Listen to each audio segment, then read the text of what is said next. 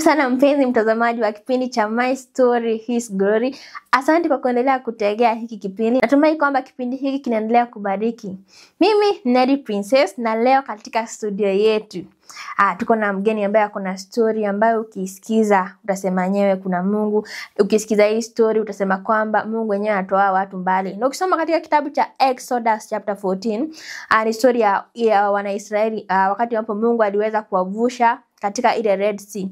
Na Mungu aliweza kutengeneza a way. Hivyo basi mpenzi mtazamaji, Mungu anaweza kutengeneza a way katika maisha yako. Anaweza pia tengeneza njia katika kila kitu ambacho unapitia. Hivyo basi usiweze kugive up, endelea kumtumainia Mungu. Karibu sana. Asante. Unaweza tumia majina yako kamili? Majina yangu kamili naitwa Shelmi Wajiko Kibe. Kibe is my husband. Je, Shelmi aliweza kuzaliwa wapi? Nilizaliwa Karatina District Hospital. Huko Madera. Naam. Je, wewe ni wangapi katika familia ya watu wangapi? Mimi first born. Katika familia ya watu wangapi? Ya watu 5. Tuongee kuhusu masomo yako. Je, ulianzia wapi na yameweza kufika hadi wapi sasa hivi? Masomo yangu nilianzia pale Nyahururu. Nyahururu shule ilikuwa inaitwa Muthega. Nilienda kumalizia after wazazi sasa mzazi kuaga wa mama, nikaenda pale Madera. Nikarudi pale kwa nyanyangu Madera. Nikamalizia mpaka 8 secondary. Nilienda Nyeri. Nilikuwa children's home huko. Masomo yako yamefika hadi form 4? Hapana, nilienda after form 4 nikaenda Mount Kenya University. Kwa hiyo nilifanya dental technologist. Hiyo basi wewe ni daktari wa meno. Je, ulipomaliza masomo yako ulienda wapi? Nilimaliza masomo yangu mwanzo nilienda volunteering Nyeri Provincial General Hospital.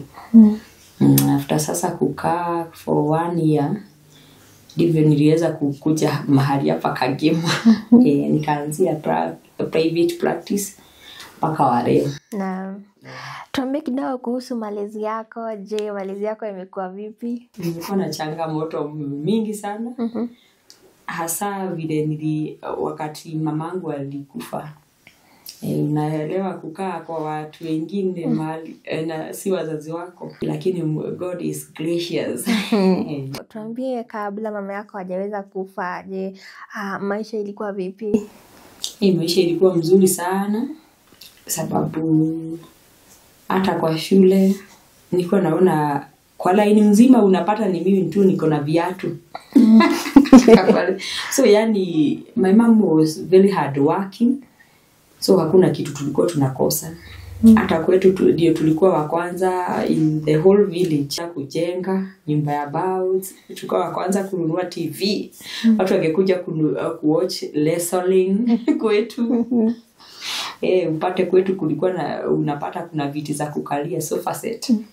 Na wall unit. Tulikuwa mbele sana. Mama yako maisha yake ilikuwa vipi wakati ambapo alikuwa anawalea? Alikuwa mkulima. Tungelima mahindi mingi sana, tuuze pesa mingi. Ngano pia. Hata mahali alioleka alifanya watu wengi wapende kulima kwa vile waliona hii pesa yote na maendeleo yote inatokana na kulima. Ni kama watu pale hawakuwa naamini unaweza lima na upate pesa. Lakini sasa vile alichukulia kilimo kwa bidii watu na wakaiga. Unamaanisha nini unaposema mahali ambapo alioleka? Namaanisha kuna wakati alipata mimba ya sasa yangu, alikuwa high school. So wakati alikuwa high school, wakati ule ungepata mzazi anakubali mtoto akue yani msichana wake akuwe na mimba na akae hapo. Lazima ageta mahali alitoa hiyo mimba. So walimpeleka. Na vile walimpeleka kwa huyo kumbe alikuwa ni mtu, alikuwa na bibi yake, walikuwa wamekosana na bibi yake alikuwa tayari ameenda kwao. Amerudi nyumbani kwao. Sasa vile maimamu alipelekwa huko, hata naye babangu akahama akaenda. Sasa maimamu alikaa huko akajifungua mtoto. hata after kujifungua nasikia ni alikaa like 4 months ama 5 months kama bwanake hajai kuja. And that's why yani katika hiyo wakati walikuwa wakapatana na mtu ambaye alikuwa shamba boy. Alikuwa anajua huyu ni mtu alikuwa na bibi na bibi alikuwa mbele. So alikuwa anaona huyu hakuna wakati ataoa mamangu. Mamako alipewa mimba akiwa kidato cha form 4. Akienda alifanya mtihani ama hakufanya. Ile wakati ungepata hiyo miaka ya kale ungepata mtoto mimba ungefanya mtihani. Unapata hata mtihani huwezi fanya. So yule ambaye alimpea mimba alikuwa na bibi alikuwa ametoka. Alikuwa ametoka. So sasa na yeye hakuwa anajua. Wajua sasa ni alikuwa anakaa kijana tu. Yeye hakuwa na yani hagejua. Sasa alienda kujua akiwa huko. Tena sasa ndio vile walionana na huyu sasa ambaye alikuja kukua sasa baba mlezi. Wakapotea na yeye. Wakahama huko. Kwanza akampeleka kwao. Wazazi wake walireact aje venye alijua kwamba amepotea na shamba boy? Walikaa kama hawajajua, lakini sasa wakati walijua hakuna kitu angefanya. Na my grandmother ni kufurahia sababu mtoto wake amepata bwana. Na ule hakuwa yani alikuwa na bibi wake. Yani na yeye vile nasikia wakati my mom alienda huyo bibi alirudi. Hakukaa sana kama hajarudi. Hakukuja kuona mtoto amezaliwa ni msichana ni kijana anakaa lani. Hakukuja kuona. Ndio maana my mom akaoleka. Sasa vile alioleka huko Nyahururu. Aliweza kupata watoto wengine. Watoto wangapi? Watoto wengine 4. Je, maisha ilikuwa aje na your new dad na watoto wengine ambao wameweza kuzaliwa? Naweza sema my new dad hata mimi sikuwa najua si baba yangu. Nilikuja kujua wakati mamangu alimekufa. Ndio nilijua huyu si baba yangu kabisa. Malezi ya your new dad na hao watoto wengine wenye wamezaliwa ilikuwa aje? Ilikuwa mzuri sana, yani unaona hata hakuna wakati ningejua si baba yangu. Alitulea vizuri, alikuwa mzuri. Kama ni kununua viatu alikuwa anatununulia wote. Tulikuwa tunapima na utu tuuzi. Akienda junior sasa alikuwa ana access ya kwenda. Anatupima anakuja na kila mtu anakujiwa na viatu. Na tulikuwa tunaona tukikaa maisha mzuri sababu kukuwa na viatu by then na watu wengi hawakuaga na viatu. Tulikuwa tunaona ni kitu ilikuwa achievement. Achievement kabisa. At what time ndio mama yako alikuja akakuwa depressed? Na guess my mom alikuwa depressed kama it was 1996. By then I was 9 years ama 8 years. I was almost 9 years. Ndio akakuwa depressed. Mimi nilijua ni depression alikuwa nayo after ameaga. Kuna mambo ningeona anaongea leo, ana repeat kesho. Hivyo mara anatuambia mimi sasa nataka kwenda safari.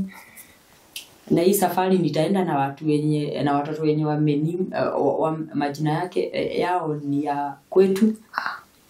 Mara hakuna mtoto wangu nitaenda na wote. Mara sasa naona hakuwa anataka kuoga vile alikuwa mamangu alikuwa msafi sana. Sasa naona hata hatuogi. Hata ukijikojolea kwa kitanda yani una shida na hizo maguo. Unaona hakuwa yani alikuwa na uvivu mwingine. Niko na shangaa mama yangu. Na je kwenda shule mlikuwa mnaenda shule venye mlikuwa mnaenda hapo awali? Tulikuwa tunaenda. Kuna wiki sasa ilikuwa ya mwisho ndio atupeleke kwa damu tu kuenda. Nilikuwa nimeona my dad hata yeye amebadilika. Juu angekuja na wachapane na mimi kitabu sikuwa naona wakichapana before. Anapiga my mom unaona ameenda kulala na huko kwa madizi. Hii iliweza kuaffect aje wewe kama mtoto? Na nyinyi kama watoto mlikuwa 5? Iliweza kuadhiri aje? Hiyo kitu mtu angesikia. Wajua before tulikuwa tunajua baba mzuri sana hata tukijua Friday imefika. Tulikuwa tunatafuta kitabu tulikuwa tunapiga vibuyu za jerrycan. tege wathi wewe fafa okay na yenye yani kuna hiyo wimbo watoto walikuwa wanaimba tulikuwa tunaimba mpaka anafika yani akifika sasa tunafurahia tunafurahia sijui ni aje lakini mnapata hiyo wimbo hamuibi juu mnakuja papa akikuja siku hivi anachapa mama yetu so unapata yani hiyo wimbo sasa ile vile tugeiba sasa tunaanza kuiba. So baba anapokuja wakikoro na mama alikuwa anaenda analala kwa mandizi. Asubuhi kikuja anarudi. Atarudi tu. Muone mambo ni kama iko tu sawa. So that means yule ambaye alikuwa baba yako alikuwa anakuja once in a week. Alikuwa anakuja Friday. Jioni anarudi Monday ama Saturday jioni. Kukaendelea aje mama yako ilifika aje mpaka kuwa depressed kabisa ukaona tu mambo imeanza mambo kama yapi ambayo uliona yameanza kubadilika kabisa? Mambo yenye ilibadilika ni kama hiyo nilikuwa nakwambia hakuwa naoga hivyo sasa ilienda sana akaanza yani akatubia hatutaenda shule tuko wagonjwa na kamwambia mama tuko wagonjwa mko wagonjwa mimi ndiye najua akaanza kutupatia sasa dawa ni kero ya choo kero ya choo sasa ndiye anatupatia tukunywe ati ni dawa na tunakunywa asubuhi saa 7 na jioni hakuna kupikiwa chakula tukimwambia chakula anasema hapa hii dawa haitakangi chakula kunywa. So mlikuwa mnakunywa kuanzia wewe first born mpaka yule ambaye ni mdogo last born. Unakunywa na kiboko lazima ukunywe. Ilikuadhiri afya yenu iliathirika vipi? Wewe hiyo kitu ni mbaya. Kunywa yani unasikia tumbo yako unasikia tu unaumwa huko. Yani it is so disturbing. Utashida hata nikiponyoka nijifishe nikunywe tu maji. Atajua. Ukikunywa tu maji haitoki. Unaenda nakula haya mchanga. Nisikie kama hiyo test itaisha lakini unajua sasa ataona tu ndiko nakula mchanga. Unachapwa. Unachapwa. Lakini sasa hiyo nadanganya naenda choo. Then tukakunywa it was on Monday, Tuesday na Wednesday. Thursday ndio sasa hakutupea akanituma kwa my sister to my dad. Niende nimpelekee barua. Na auntie nikamwambia auntie na ujue mom anatupea kero. Na piki all that. Akaniambia wewe unakuwa kana mshende mingi labda unaongea uongo. Huko hakuna chakula ya kukupea. Na uko na chakula kwenu. Kaenda tukitoka kidogo nikaanza kwenda nichune mapera. Akakuwa ametufuata. Katufukuza. Kurudi kwetu ndio usiku my mama alituambia twende ati tukaombewe juu tuko wagonjwa na pasta wetu sasa. So ile wakati unapelekea mam barua ilikuwa barua peke yake? Anti barua na pesa.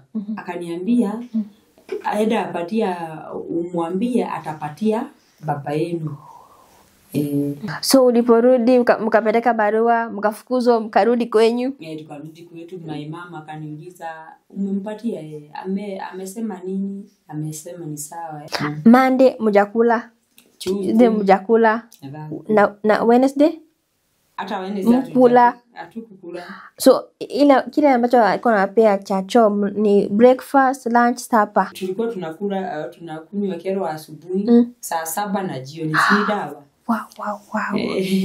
Lakini sasa mimi hiyo ile wakati kulikuwa na mahindi.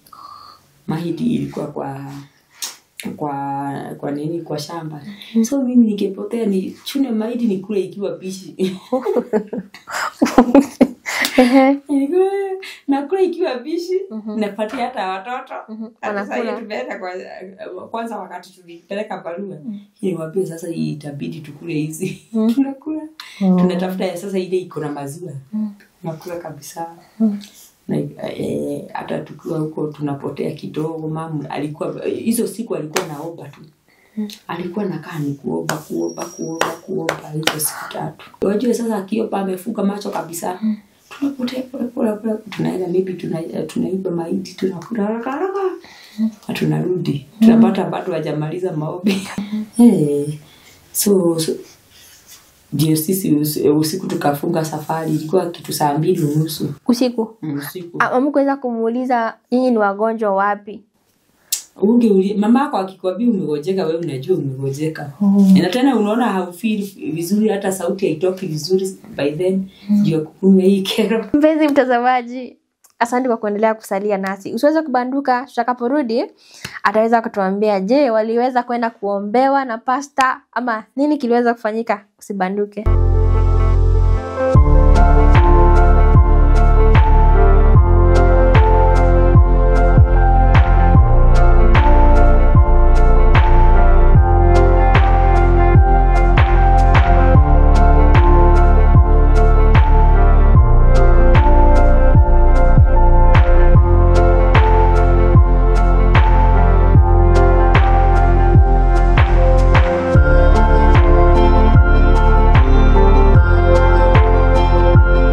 Karibu sana mpenzi mtazamaji. Asante kwa kuendelea kusalia nasi tangu tulipoanza. Tumefika mahali ambapo Shelmy alikuwa anatuambia mama yake amewaambia waende waombe. Nani amewaambia waende waombe na pasta kwa sababu hawahisi vizuri. Na ni 2:30 usiku. Je, kuna ile kitu ambacho mama yako alikuwa anawafeed. Mnasema inaitwa kiero. Je, hiyo ni nini? Kiero ni ile dawa inaikangwa kwa choo ndio isijae, yani ama kama imejaa hiyo nini irudi chini. So mama yako amewaambia kwamba wewe ni mgonjwa, nyinyi ni wagonjwa wote, mwende muombewe na ni usiku. Tulienda. Lakini sasa ile kitu ilinishangaza ni mamangu namwambia kai tusipitie hiyo njia yenye iko kando na dam, wacha tupitie ile iko na bridge. Sasa yeye akatakataa akasema tunapitia hii. Sisi tumelidwa hakuna kitu itatukula. Ukisikia hivyo wewe unaenda tu. Sasa wakati tulikuwa tunavuka tunapitia hapo sasa hapo kando hiyo dam ndio inakuanga deep.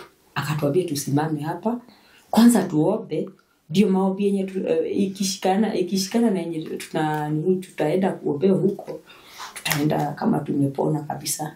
So akaniambia leta huyu mtoto mwenye umebeba. Mimi nilikuwa nimebeba 5th born na yeye alikuwa amebeba 3rd born. 4th born alikuwa 4 years, 5th born alikuwa 2 years.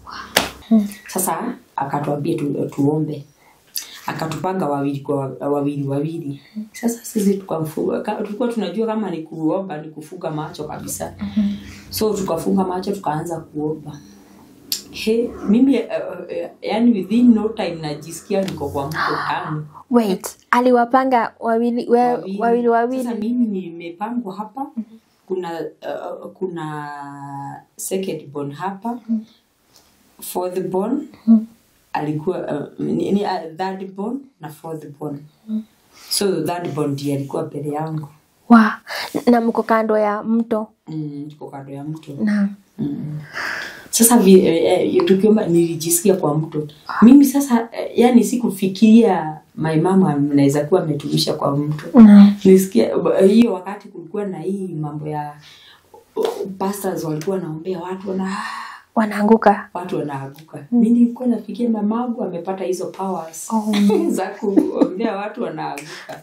So mimi sasa nifanye kama first born anakuwa kama mzazi. Nikakamata mmoja mwenye sasa niliweza naita mama ndio atusave.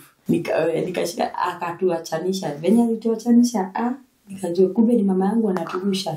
Hapo nikastuka. Sasa ni kusave my own life sasa. Nikaanza sasa kuswim.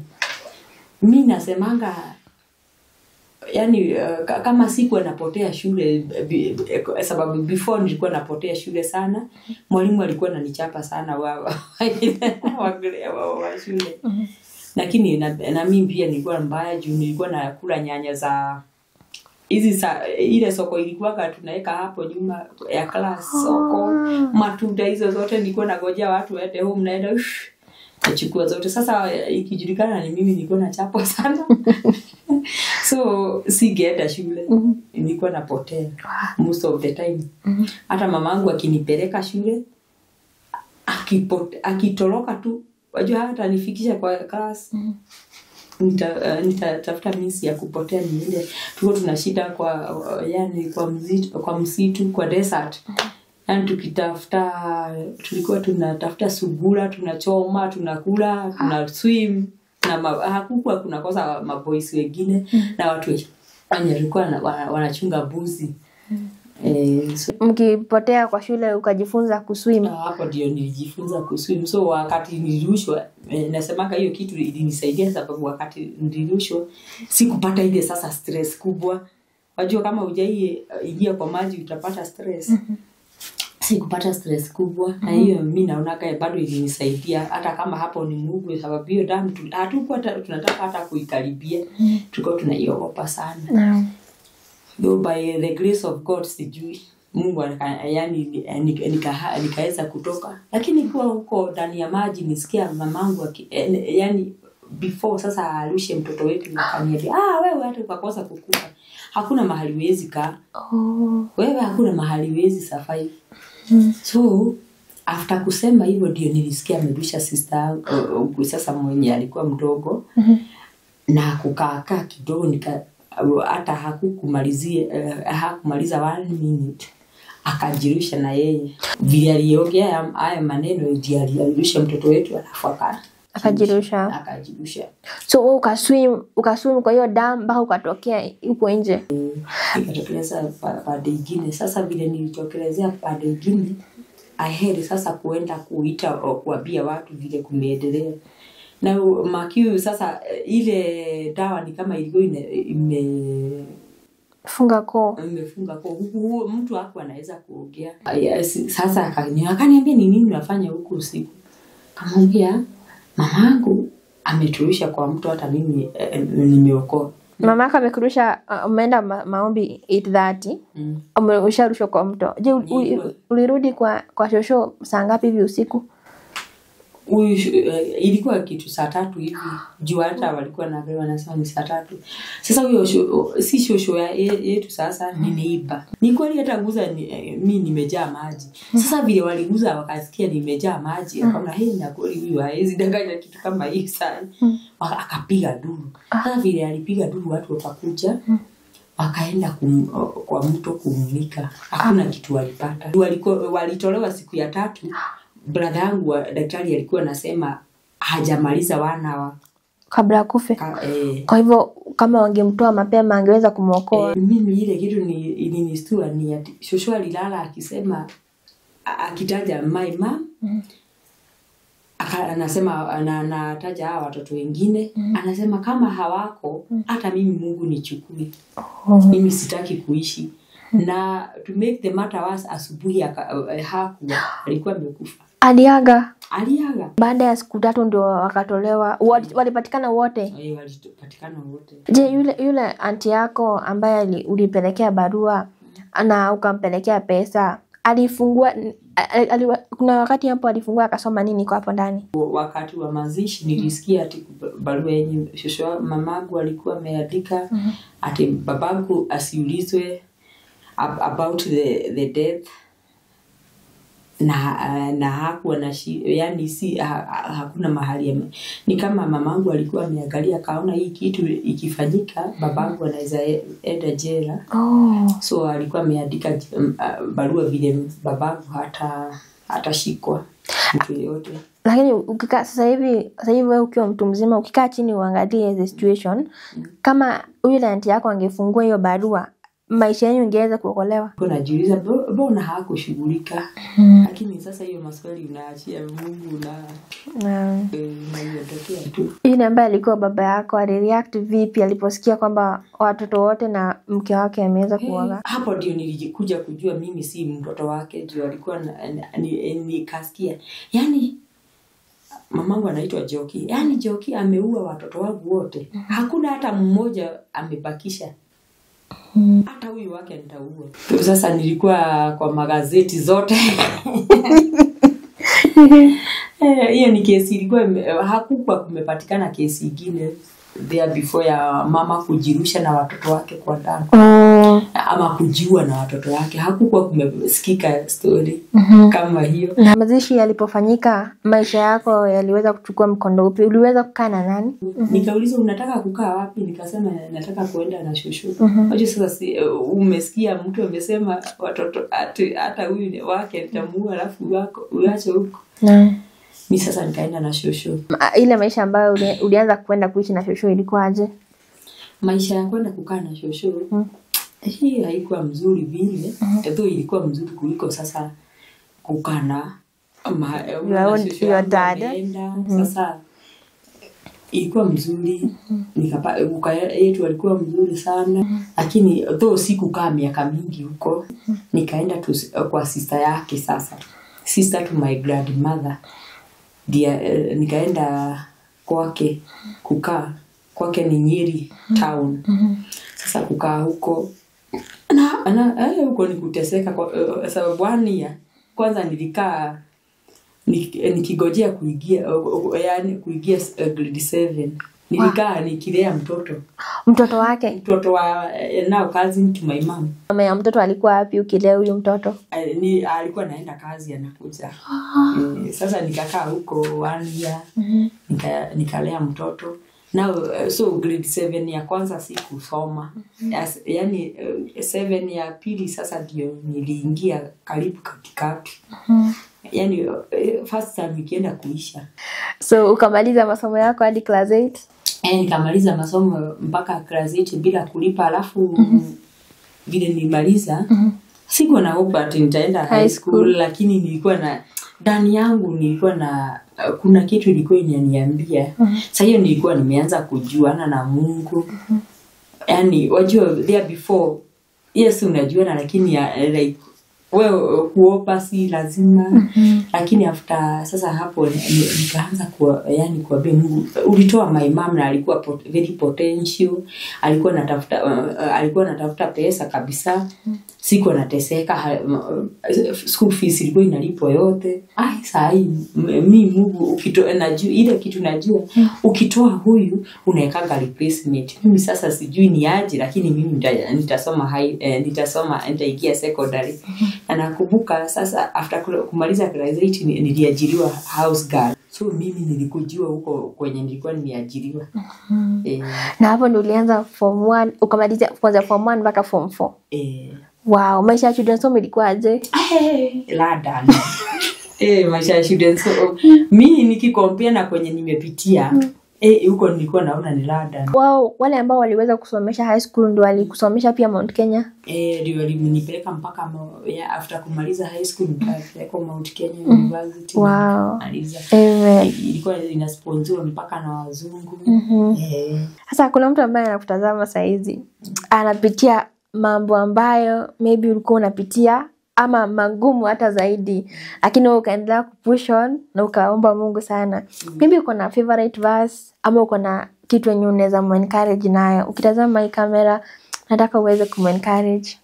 Mungu anajua life ya kila mmoja wetu na anaweza tupitishia yani through many deserts, through many storms ndio tuweze kufika mahali tukue kenye anataka. Kwa hiyo mambo yenye tutapitia kwa maisha yetu isitufanye tukose kuona ati hapo pia yani we have a great destiny. Kwa hivyo watu wasikufe moyo hata kama uko kwa in that storm. Wewe endelea kuamini Mungu na unamwamini kabisa na unajua ile kitu ametoa kwa maisha yako anatoa ndio yake ile yenye inafaa kwa maisha yako.